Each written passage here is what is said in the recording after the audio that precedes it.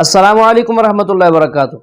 Guys, Hindu मज़हब में तासुब बहुत ज़्यादा है। ज़ात पात को तरजीह दी जाती है, देखा जाता है कौन किस ज़ात का है और कौन किस ज़ात का है।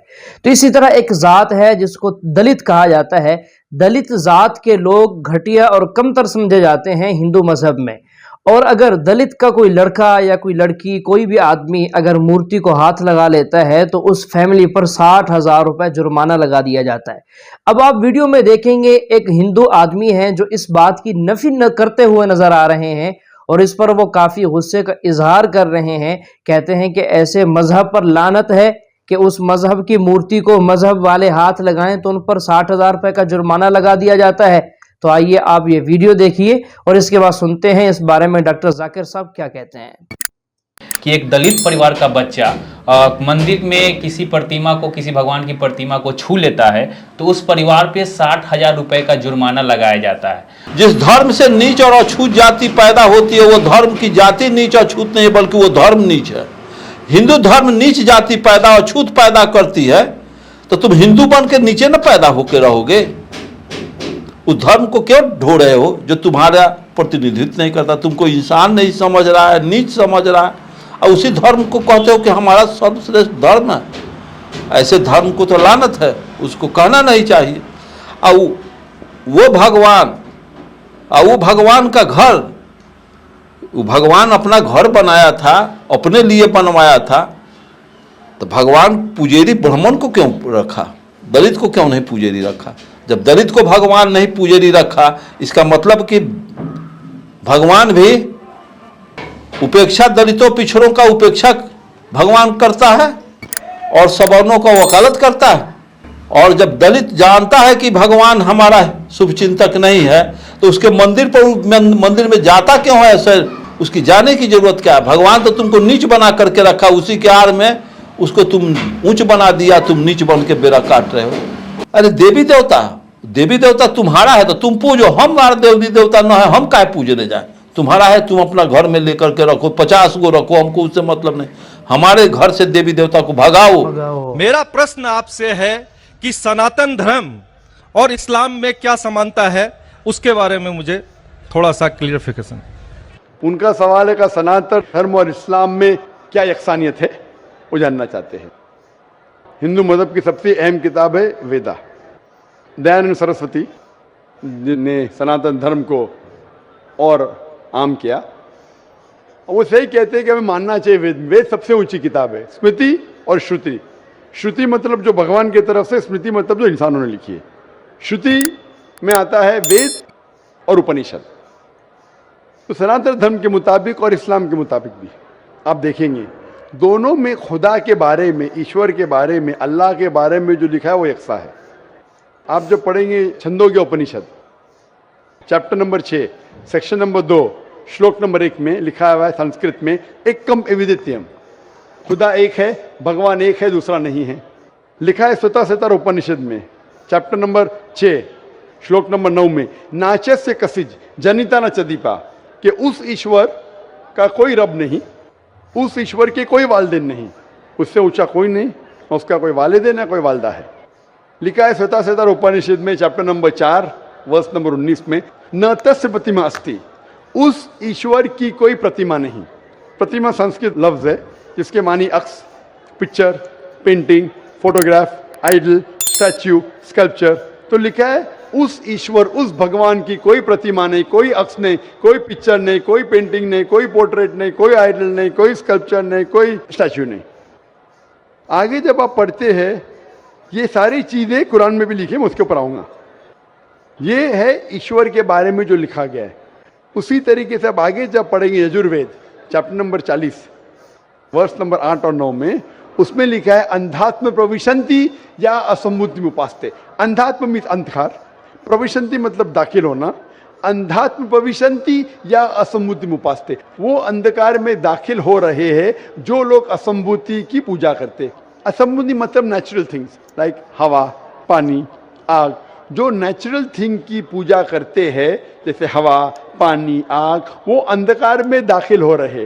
और वो श्लोक का कंटिन्यू होता रखा है, वो लोग और घोर अंधकार में दाखिल हो रहे जो संभूति की पूजा करते। संभूति मतलब इंसान की बनाई हुई चीजें, टेबल, चेयर, आइडल, मूर्ति, इसकी पूजा करेंगे तो और घोर अंधकार में दाखिल होंगे। और लिखा है ऋग्वेद में, जिल्द number 1, hymn number 164, verse number 46, एकम सत्य विप्र बहुधा विदांते। सत्य एक है, खुदा एक है, एकम सत्य विप्र बहुधा विदांते। लोग, विद्वान लोग उस ईश्वर को कई अलग नाम से पुकारते हैं, ईश्वर को कई अलग नाम से पुकारते। यही चीज लिखा है कुरान में जो मैंने जिक्र किया हूं, सूरह इसरा में सूरह नंबर 17 आयत नंबर 110, कुलिदुल्लाह विदुर रहमान अय्यमा तदु फलाल उस्मान हसना। चाहे कहो अल्लाह या रहमान, उसे अच्छे नाम से पुकारो, क्योंकि अल्लाह के सारे अच्छे नाम हैं। लेकिन ऐसी कई मिसाल दी गई। ऋग्वेद आप पढ़ेंगे, ऋग्वेद जिल्द नंबर 2, चैप्टर नंबर 1, श्लोक नंबर 3 में पढ़ेंगे। उसमें एक एट्रीब्यूट दिया गया है ब्रह्मा। ब्रह्मा कहते हैं बनाने वाले खुदा को, ब्रह्मा कहते हैं बनाने वाले खुदा को। हमें कोई एतराज नहीं अगर कोई कहता है कि ईश्वर बनाने वाला है, उसका तर्जुमा करते अरबी में हो जाता है खालिक, हमें कोई एतराज नहीं। लेकिन अगर कोई कहता है कि ईश्वर वो ब्रह्मा है जिसके 4 सिर है, हर सिर पे मुकुट है, तो हम मुसलमान उस पर एतराज करते हैं, क्योंकि आप भगवान को अक्स दे रहे। और आप Yajurveda chapter number 32 shloka number 3 के खिलाफ जा रहे, ना तस्य प्रतिमास्ति, उस ईश्वर की कोई प्रतिमा नहीं। आपने प्रतिमा दिया तो गलत किया। इसी तरीके से आगे आप पढ़ेंगे, लिखा हुआ है ऋग्वेद में किताब नंबर 6, हिम नंबर 46, श्लोक नंबर 16 में, या एक मुश्ती ही, भगवान एक ही है, सिर्फ उसकी तारीफ करो। और ब्रह्म सूत्र हिंदुइज्म का है, एक कम ब्राह्म द्योत्या नास्ते नैना नास्ति किंचन। भगवान एक ही है, दूसरा नहीं है, नहीं है, नहीं है, जरा भी नहीं है, सिर्फ एक खुदा है, उसके अलावा कोई नहीं है।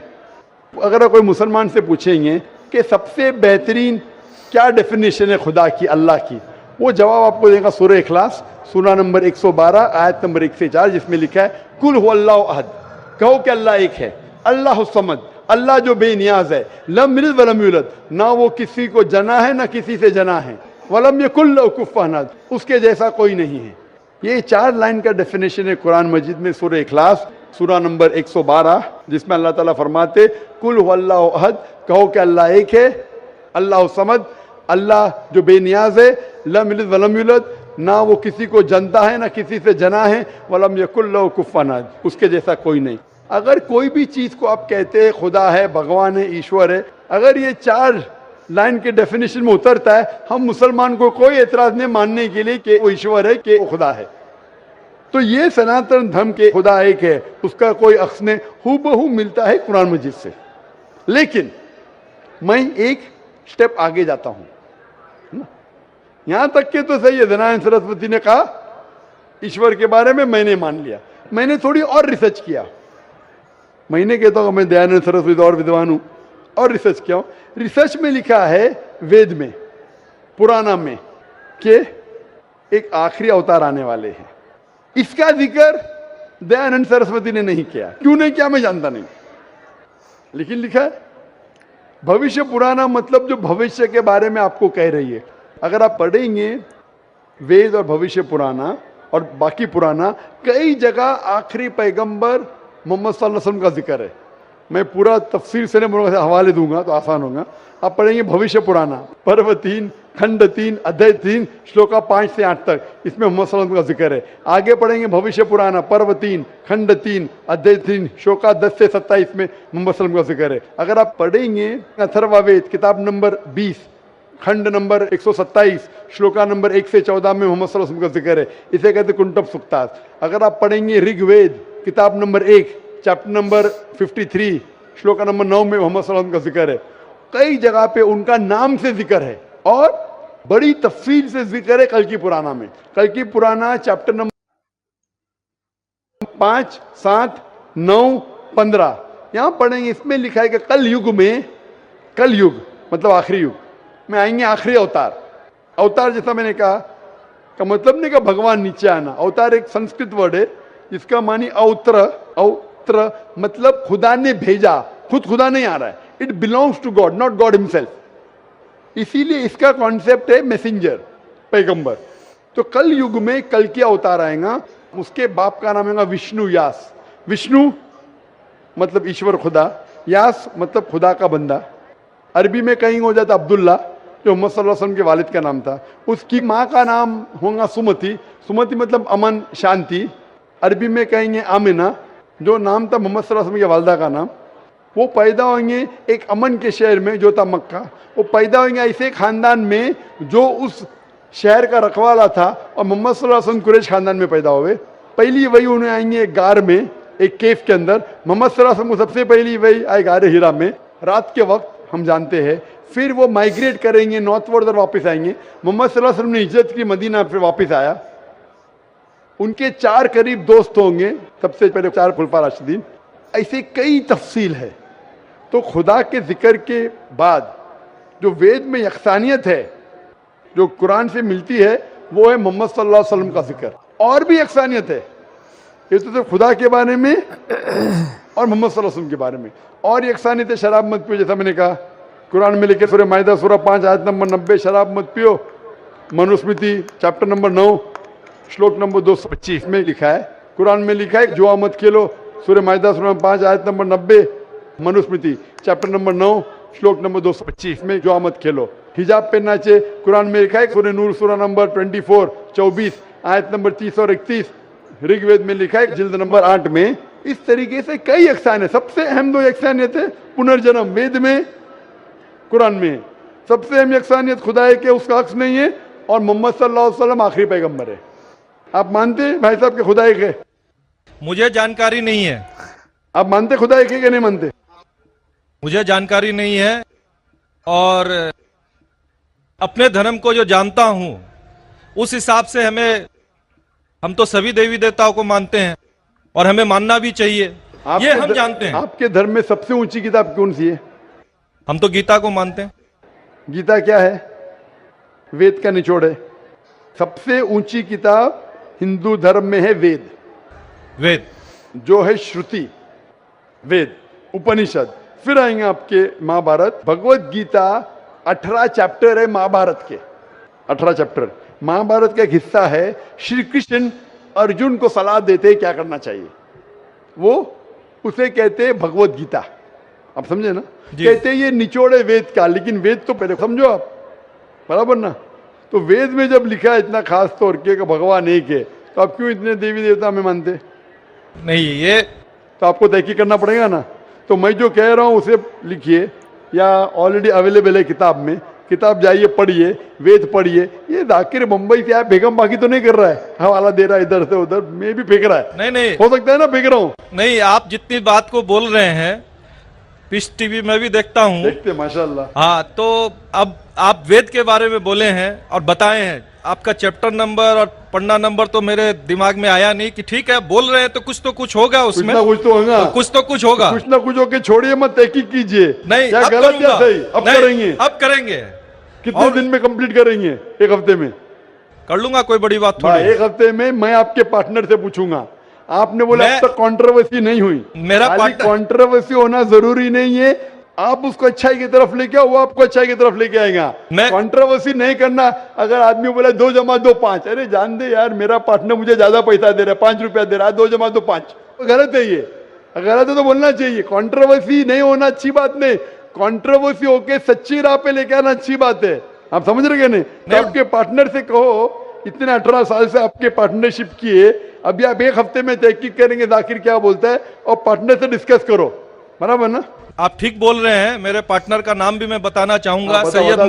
सैयद मजरुल हसन साहब नाम है उनका। सैयद मजरुल हसन साहब तो लाखों लोग सुन लिए ना। हाँ, तो सैयद मजरुल हसन साहब को और हमारे से 15 साल बड़े भी हैं, मेरे से 15 साल बड़े भी हैं। हाँ। हमारी डिस्कस होती है, सब चैप्टर पर डिस्कस होती है। परंतु मैंने क्या कहा कि हमारे बीच में किसी तरह का कोई भी कंट्रोवर्सी नहीं होता है। और आपने वेद के बारे में बताया, जरूर मैं वेद को भी पढ़ूंगा। कंट्रोवर्सी नहीं है, कंट्रोवर्सी नहीं, यकसानियत है। आज कुछ आपसे लेके जा रहा हूं, मैं देखे नहीं जा रहा हूं, मैं आपसे लेके जा रहा हूं। मेरे मन में जिज्ञासा थी, मैं आपसे क्वेश्चन किया, आपने मेरे क्वेश्चन का जवाब दिया, इसके लिए मैं धन्य हूं। और मैं अपने जो आप वेद के बारे में बोले, मैं जरूर उसको पढ़ूंगा और 7 दिन में ही पढ़ूंगा। इंशाअल्लाह आप पढ़िए, तहकीक कीजिए, लेके जा रहे, अगर आप कबूल करेंगे तो मुझे देके भी जाएंगे सवाब इंशाअल्लाह।